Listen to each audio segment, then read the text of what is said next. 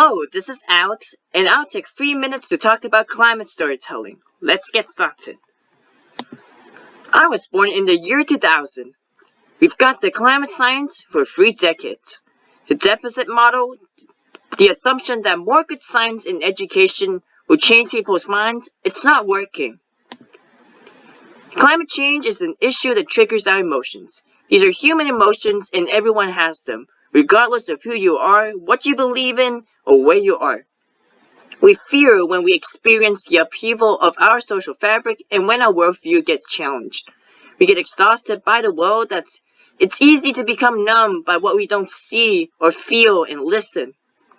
We get thrown into despair when we become overwhelmed by such deep systemic issues just like racism, classism, and sexism.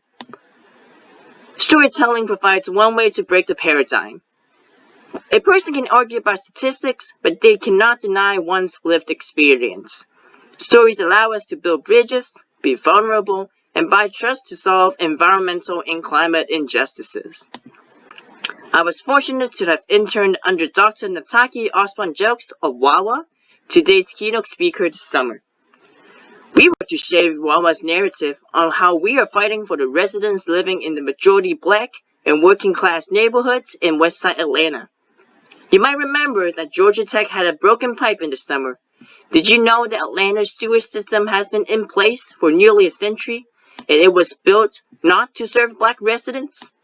Did you know in order to avoid racial integration, our city filled up a stormwater draining lake in Grand Park and turned it to a parking lot for Sue Atlanta? These anecdotes and community knowledge was central to an online interactive story maps I made using ArcGIS software for Georgia Tech's summer classes. As the founder and editor of The Asylum, a media outlet creating personal stories of science and humanity, I have been working with science professionals all across the country to understand why they care about climate change. For some, it was seeing the community skiing place being shut down for good due to rising temperatures. For another, it was being slighted by their professor because of their South Carolinian upbringing. All of us in the climate action sphere should know that we're not saviors.